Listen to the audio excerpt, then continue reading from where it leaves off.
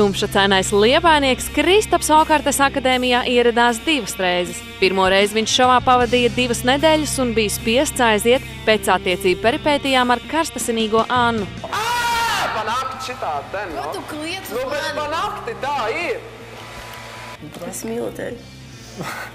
Kad skatītāji atgriešanās koncertā deva viņam otru iespēju, atstājot aiz borta 3 meitenes, visi dalībnieki priecājās, izrādījās. Kristaps šovā vēlreiz ienāk ar skaidru misijas apziņu. Likšu jums iekšā savu enerģiju, lai jums būtu labāki koncerti. Un, jā, iedzersim par to, kad esmu atgriezies, tas ir forši. Un iedzersim par to, lai vairs nebūtu neviena šķības notis. Par to vajadzētu iedzert. Nevienam. Šova dalībnieki bija gatavi klausīties viņa padomos un sekot tiem. Es nevaru izvēlēties. Es tavā vietā arī neizvēlēšos. Es nezinu, ko tu gribi. Es nezinu. Tu tā dziesma labi, tā mīli vai nīsti.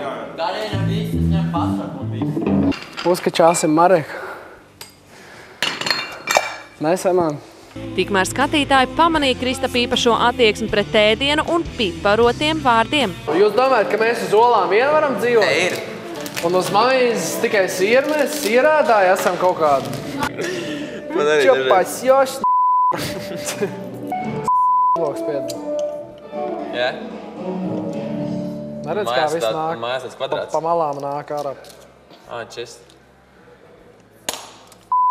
Nopirkuši Maksimā. Kur savu pirkstu dur. Sanāks.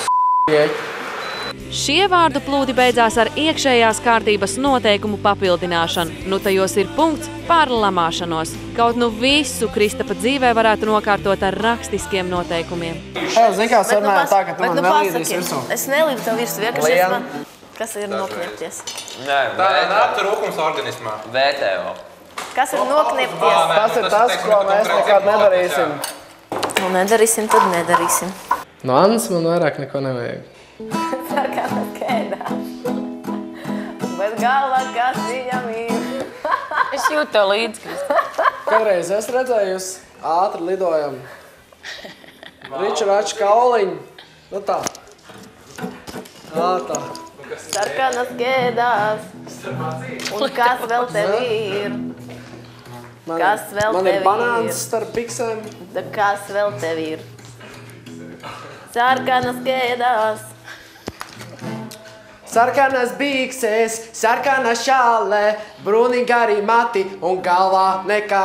Sarkanas bikses, sarkanas kēdās un galvā nekā tev nav.